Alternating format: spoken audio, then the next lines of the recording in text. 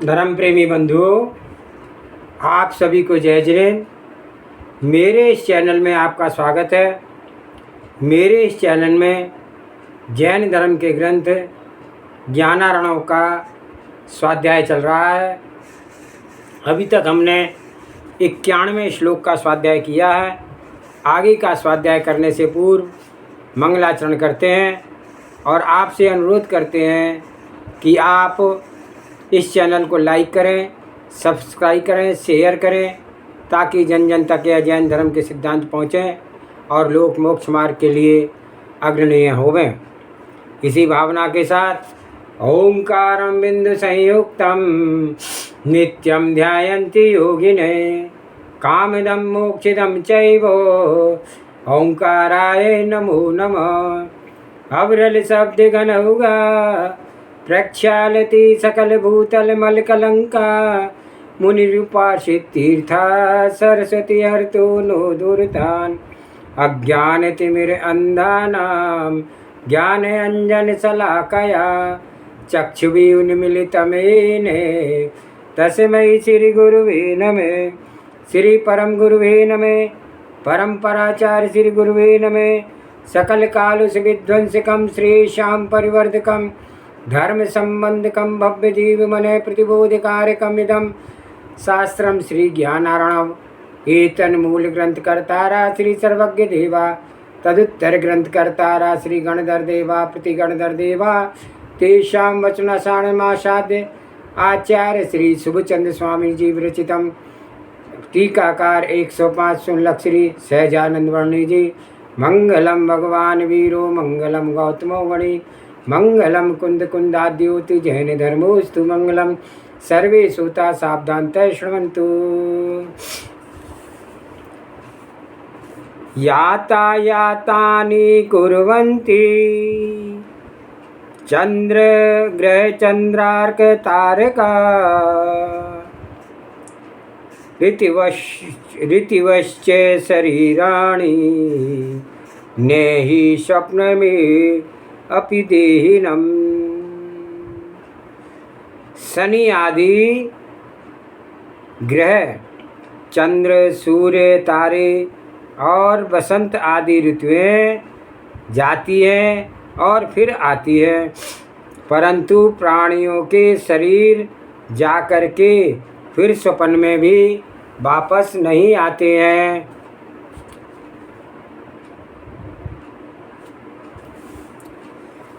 शरीर का पुनर्जन्म का अभाव। इस लोक में ग्रह, चंद्रमा, सूर्य, तारे और ऋतुएं ये सब चले जाते हैं और आते हैं, अर्थात ये निरंतर गमनागमन करते हैं। आए हैं तो जाएंगे, गए हैं तो आएंगे, परंतु जीव का गया हुआ शरीर स्वप्न में भी लौट करके नहीं आता है। उदाहरण इसमें लौकिक दिया गया है कि वैसे तो ये ऋतुएं भी जो व्यतीत हो चुकी हैं वही नहीं आती हैं, पर ऋतुओं में ऋतु समान लिया है। बसंत गया है तो अगले साल फिर बसंत आवेगा, और सूर्य चंद्र वगैरह जो रोज़ आते हैं रोज़ जाते हैं, लेकिन शरीर जो गया पुनः वह वापस नहीं आता है। तो यह प्राणी उन शरीर के लिए वृथा ही प्रीति करता है। अनित्य भावना के इस प्रकरण में शरीर की अनित्यता दिखा रही है। शरीर का परत्व, क्षणिकता व आसारता, इस मोही जीव का इस शरीर में प्रेम है। वह शरीर प्रथम तो पर है, आत्मा से भिन्न है।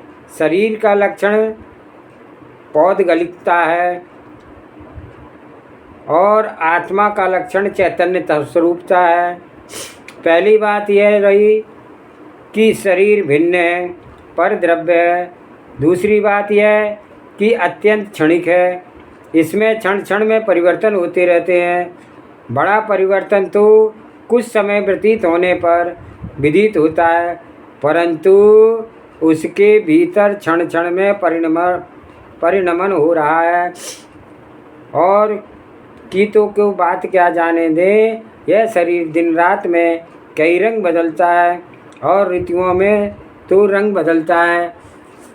गर्मी के दिनों में यह शरीर में निखार होता है, जाड़े के दिनों में देखो तो मुर्दनी सी छाई रहती है, दिन में देखो तो रंग कुछ है, दोपहर में कुछ है और शाम को रंग कुछ है। काल के भेद इसमें रंग बदलते रहते हैं। चिंता शोक आदि के भेद से भी यह शरीर रंग बदलता है।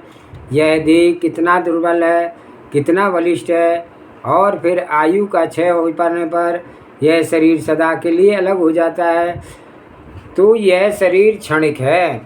तीसरी बात यह है कि शरीर के नीचे से ऊपर तक देख लो, कहीं सार ना मिलेगा। शरीर में हितांश का भी अभाव है। तो भैया जीव को हितरूप अंश क्या है इस शरीर में? वही मांस, लहू, चाम, मल, मूत्र इत्यादि अपवित्र चीज़ें भरी हैं और इस शरीर में कोई भी सारभूरता नहीं है। इस मनुष्य के शरीर में लोक में भी काम में अपने योग कोई बात नहीं है। लौकिक दृष्टि से पशुओं के शरीर में व्यवहार के योग कुछ बातें मिल जाती हैं। हाथी के दांत, पशुओं का चाम, हड्डी इत्यादि लोक व्यवहार में काम आते हैं, लेकिन इस मनुष्य के शरीर का कोई भी चीज़ लोक व्यवहार में काम नहीं आती है। उल्टा मरने के बाद यह शरीर यदि कहीं पड़ा रहे तो वहाँ भी बीमारियाँ फैलने का महाभय रहता है। सारी दुर्गंध वहाँ पर बढ़ जाती है। तो यूँ इस शरीर में से उपद्रव भी आते हैं, लाभ कुछ नहीं होता है। तीसरी बात यह है कि शरीर निस्सार है। ऐसे इस क्षणिक अत्यंत भिन्न शरीर में यह जीव वृथा ही प्रीति कर रहा है। श्लोक नंबर 93। ये जाते सात रूपेण पुद्गला प्राण मन प्रिया पश्य पुंसाम समान बन्ना दुख रूपेण ते धुना। देखो, जीव के मन को प्रिय लगने वाले जो पुद्गल पहले सुख रूप से परिणत थे, वे ही इस समय दुख रूप में परिणति हो रहे हैं। 7 रूप शरीर वर्गणाओं का दुख रूप संपन्नता। हे आत्मन, यह जगत में जो पुद्गल स्कंद पहले जिन प्राणियों के मन को प्यार और सुख पहुँचाने वाले थे, वे ही पुद्गल स्कंद अब दुख के देने के योग्य हैं, दुख के देने वाले हो गए हैं। ऐसी बात अनेक परिस्थितियों में हो जाती है। जो पुद्गल वर्णाएँ हष्ट पुष्ट शरीर के रूप में आकर के इस जीव को सुख देने का कारण बनी थी, वही पुद्गल स्कंद अब किसी रूप में फोड़ा फुंसी में और भीतर से अनेक रोगों के रूप में इस तरह भव में दुख का कारण बन जाती है। और इसका यह हष्ट पुरुष स्वरूप बालपन में किशोर अवस्था में तो पुष्ट था और धीरे धीरे पेट बढ़ गया तो दुख देने वाला बन गया। अथवा ये पुद्गल स्कंद किसी भव में सुंदर शरीर के रूप में आकर के इतना मन को प्रिय थे और वे ही पुद्गल स्कंद आज दुर्गंध बन कर के मन को प्रिय नहीं रहे। कितनी घटनाएं ऐसी हैं। अथवा अन्य का कोई शरीर जो मित्र और परिवार के रूप में आकर के मन प्रिय बना हुआ था, वह भी पुद्गल स्कंद अब किसी अन्य शरीर रूप शत्रु के रूप होकर के इस मन को अप्रिय हो गया है। अथवा इस ही भव में जिन जिन शरीरों से स्नेह था, वे इतने अधिक प्रिय लगते थे, लेकिन आज मन बिगड़ने पर, शत्रुता होने पर वे ही शरीर को अप्रिय लगते हैं। अचेतन वैभव का भी दुख हेतु परिवर्तन। यहाँ इस शरीर की अनित्यता का वर्णन चल रहा है। जगत में ऐसा कोई भी पुद्गल स्कंद नहीं है जो शाश्वत रूप से रहता हो। यह तो जीवाग्रह शरीर की बात कही गई है। अब धन वैभव की बात लो। जो वैभव पहले मन को प्रिय लगता था, कुछ कारण से डाकुओं की उस पर दृष्टि लग जाने से वह वैभव दुख का रूप जचने लगा, तो इस वैभव को किसी क्षण छोड़ा भी नहीं जा सकता और रखा भी है तो डाकुओं के द्वारा सताए जाने की शंका बनी रहती है। तो लो, अब यह वैभव मन को प्रिय नहीं रहा, अथवा कभी भी यही वैभव की विपदा का, प्राणघात का कारण बन जाता है। अब यह स्थिति आती है कि इस धन के पीछे डाकू धन भी ले जाए और साथ में इस धन के यह भय भी रहता है कि कहीं डाकू लोग आकर के पकड़ ना ले जाएं। अहो कहो, वे डाकू सारा का सारा धन भी ले गए और प्राणघात भी कर दिए, तो ऐसी स्थिति में आ जाने पर वही धन वैभव जो पहले बहुत प्रिय था अब अप्रिय लगने लगा। बनी और अनबन का अविश्वास। भैया, इस पुद्गल स्कंद में क्या प्रीति करना, ये थोड़ी देर भले लग रही है, थोड़ी देर के बाद अमंगल जचने लगेंगे। अरे किससे तू द्वेष करता है, यह समय जो तुझे अप्रिय लग रहा है, कहो कुछ समय के बाद वही प्रिय बन जाए। जिस बिरादरी से, जिस परिवार से आपकी कुछ अनबन हो रही थी, हो गई है, कोई संयोग ऐसा आ गया हो, अहो उसी परिवार के लोग खूब भले जचने लगे, अथवा जिस परिवार से आपका खूब बन रही थी, उन बनी बनी हालत में कुछ बात बिगड़ जाए तो कहो अनबन हो जाए। तो लो, जिस प्रकार से लोगों से पहले बड़ा प्रेम था, वही परिवार अब अप्रिय करने लगने लगा, तो यहाँ कौन सा पुद्गल स्कंद विश्वास के योग्य है? ना यह जीवित शरीर और ना यह पुद्गल स्कंद कोई भी विश्वास के योग नहीं है और ना रमण करने के योग्य है। तो इसमें प्रीति घटा और अपने शाश्वत सहज स्वरूप की ओर दृष्टि दे। यही अविनाशी है, सारभूत है और तेरा सहज स्वरूप है। अनित्य भावना में साध्य प्रयोजन। अनित्य भावना बताने का प्रयोजन यह है कि अपने नित्य स्वरूप पर अधिकार जमा लेने का। यदि लक्ष्य की पूर्ति ना करे और परिश्रम बहुत करे तो उसका परिश्रम व्यर्थ है। रसोई बनाए और यूँ ही सिगड़ी जला जला करके सारा खाना बना करके धर दे तो उस खाना बनाने वाले को क्या लाभ है? उसमें तो कोई बुद्धिमानी की बात नहीं है।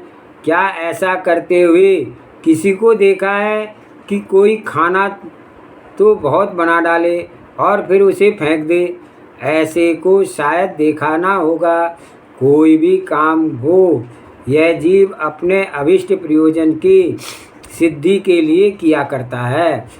ज्यों ही उसको सबको अनित्य अनित्य कहता है, वह मर गया, वह मर गया, वह नष्ट हो गया, वह नष्ट हो गया, कुछ भी यहाँ नहीं रहने वाला है। तो यूँ बकता जाए और जो कुछ मैं हूँ उसकी दृष्टि ही ना बने तो वह उन्मत्त प्राणी है।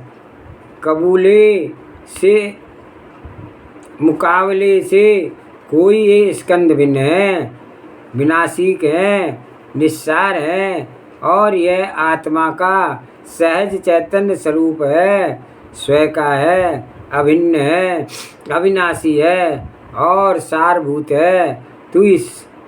तू इस अनित्य की उपेक्षा करके अन्य नित्य के उपयोग दे।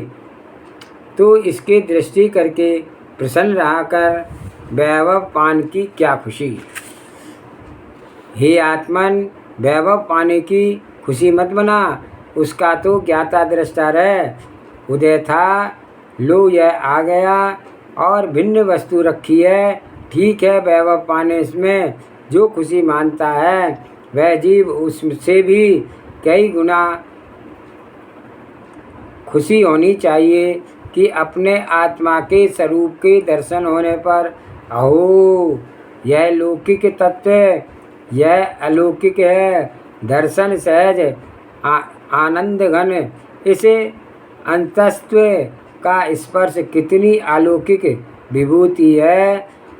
इसे न पाकर के यह जीव अब तक नाना कुयोनियों में भ्रमण करता चला आया है और इस अविनाशी सहज स्वरूप की दृष्टि में अपने जीवन के लक्ष्य की पूर्ति मान है।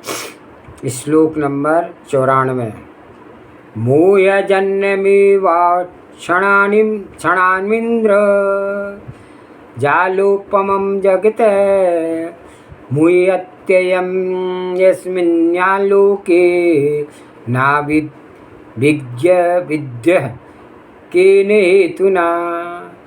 यह विश्व नेत्रों के मोह को उन्मत्त करने वाले पदार्थों के स्वरूप को विपरीत दिखाने वाले अंजन के समान अथवा इंद्रजाल बाजीगर के कपटपूर्ण खेल के समान है। फिर हम यह नहीं जानते कि यह प्राणी किस कारण से विषय में मुग्ध होता है, अनुराग करता है। जगत की इंद्रजाल लोलुपता। यह जगत इंद्रजाल की तरह है। इंद्रजाल और अलग चीज़ें क्या होती हैं, वर्णन चला आया है। कोई मायावी पुरुष किन्हीं न हुई चीज़ों को भी हुई जैसी दिखा दे तो उसे कहते हैं इंद्रजाल। जैसे बाजीगर लोग होते हैं, न वे हुई चीज़ की भी कोई हुई जैसी देखते हैं। क्या करते हैं, क्या उनका ढंग है, कुछ पता नहीं। किसी दर्शक की टोपी उठाई और खनखन करके रुपए गिराने लगते हैं, तो किसी दर्शक का दुपट्टा ले लिया और उसे हिलाया तो उसमें से खनखन करते हुए रुपए गिरने लगे।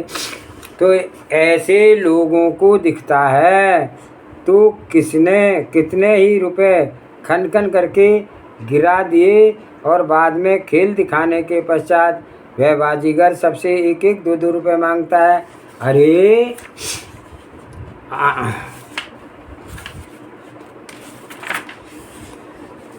वह पैसे क्यों मांगता है? जो खनखन करके गिराते हुए दिखाए वे क्या रुपए या पैसे नहीं थे। यद्यपि लोगों के देखने में आया, सुनने में आया, पर वे पैसे नहीं थे। तो जो नहीं है उसे है जैसा दिखाना, वे ही तो इंतजाल है और यह कुछ भी नहीं है। और यहाँ दिखता है कि सब कुछ है, यही तो इंद्रजाल है। इंद्रजाल का स्वरूप, इंद्रजाल का अर्थ है आत्मा।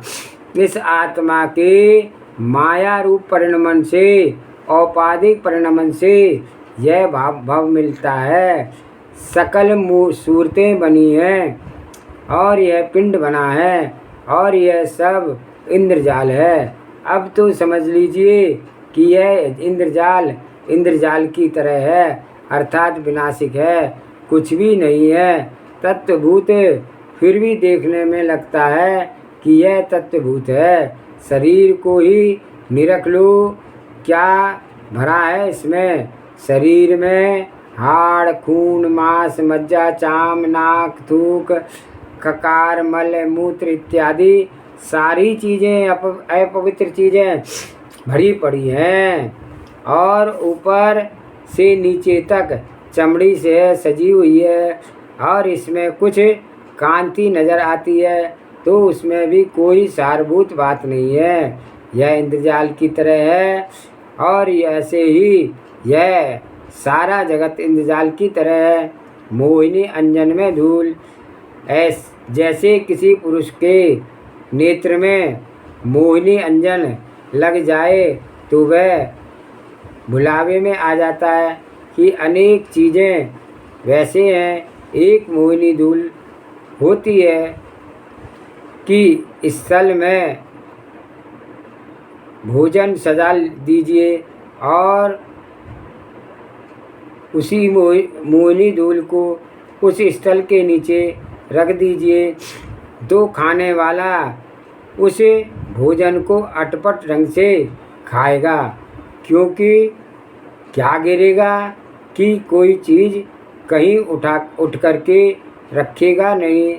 यदि कोई चीज़ कहीं भी रखेगा, कोई जीव मुंह से खाने की बजाय कान से ही खाने लगेगा।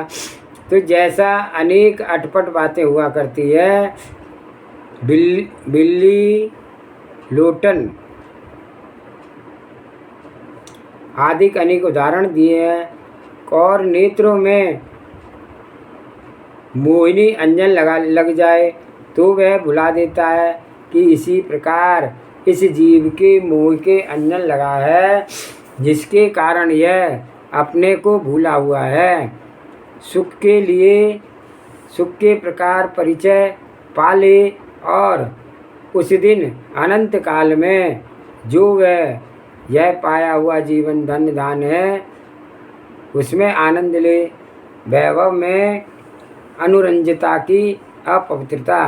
तो भैया जो कुछ पूर्व बात कही वैभव तक कभी नहीं आई और ऐसी अमूर्त आत्मा रूप में है,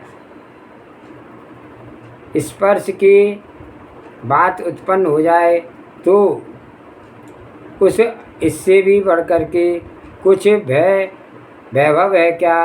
वैभव के पीछे और योग्य मालूम होता है, किंतु जब इस आत्मा के सहज स्वरूप पर दृष्टि देते हैं तो शंकाएं उत्पन्न होती है।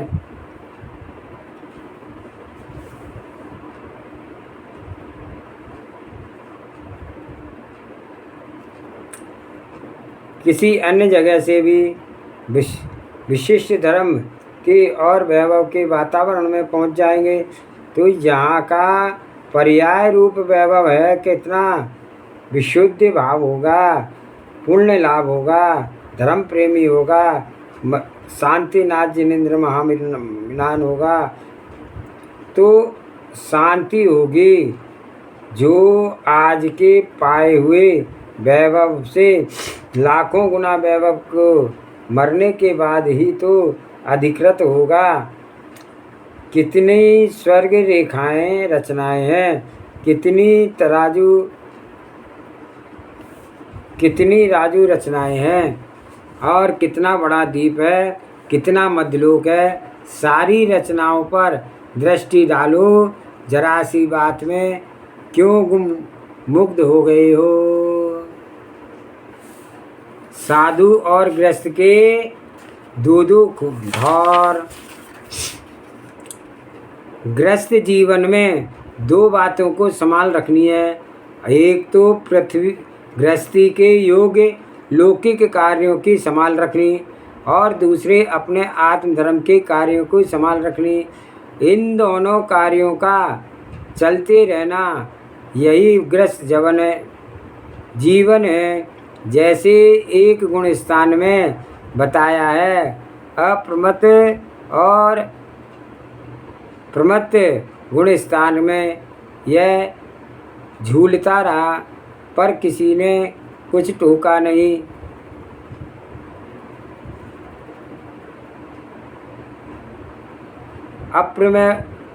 अप्रमत्त विरित भी नहीं रहता। जैसे क्षण क्षण में अंतर मूरत में प्रमत्त और अप्रमत्त गुणस्थान बतलाते रहते हैं कि किस प्रकार सदग्रस्त के गुण उपयोग में लोक अवस्था व आत्मा की संभाल के लिए दोनों उपयोग को बदलते हैं और इसी कारण से इस पुण्य की प्रवृत्ति आदर्श रूप बनती है और जो जीव ज्ञानी उपयोग बदलते हैं इस कारण से यह ग्रस्त की पृथ्वी आदर्श नगर अंतर्मूर्त में प्रमथ और अप्रमथ गुणस्थान बदलती है और इसी प्रकार से ग्रस्त के उपयोग में लोकव्यय व आत्म पार्किंग अध्यात्म धर्म की संभाल ये दोनों उपयोग में बदलते रहते हैं। तो इसी कारण से विषयों की प्रवृत्ति के समय भी जब संवर निर्जरा करने योग प्रवृत्ति रह सकती है तब समझिए इसका वहाँ भी यह अपने संस्कारों के अनुसार अपनी संभाल रखा करता है। तो ज्ञान की अनिर्वचनीय महिमा ज्ञान की महिमा ज्ञानियों के स्वरूप को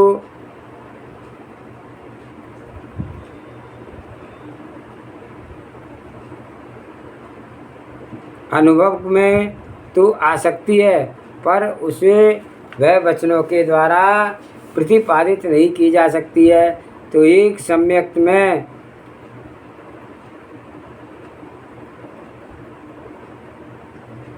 सम्यक्त पा लिया जाए तो अपने आप सब कुछ पहले जैसा हो गया।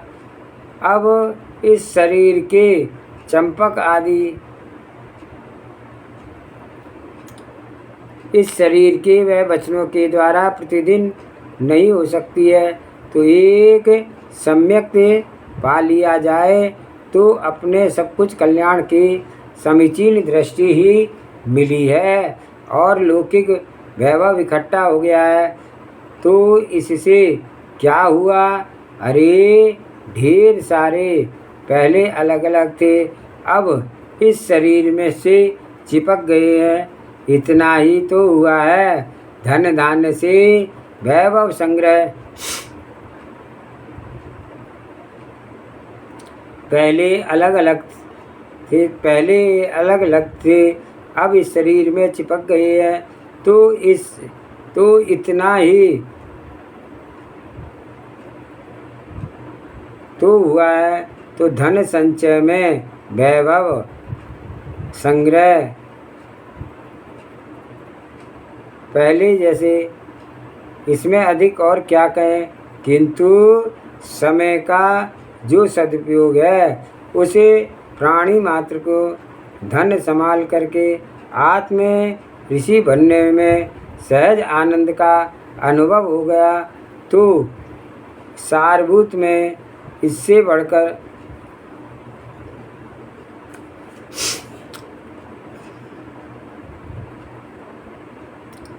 सहज आनंद का अनुभव करके विभूति से बढ़कर कोई भी विभूति प्राप्त हो सकती है क्या?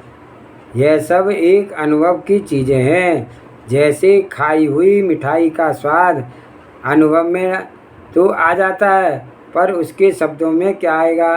तो दूसरे के निश्चित चित्त में कैसे उतारा जा सकेगा? तो उसके लिए कोई वचन नहीं है। इस तरह अपने उस विशुद्ध आनंद की बात अनुभव में ला करके करते हैं, किंतु उसे बतलाने के लिए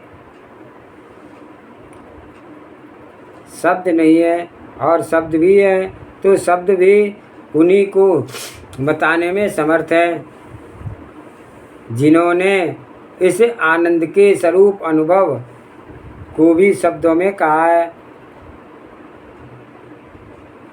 और शब्दों में कहा है। जो इसका भव भाव निश्चित होगा तो समझिएगा कि जिसके